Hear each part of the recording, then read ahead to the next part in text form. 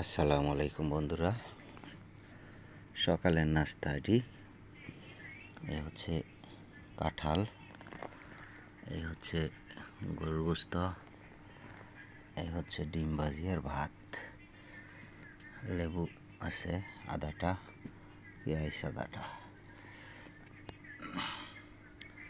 এই হচ্ছে সকালের নাস্তাটা।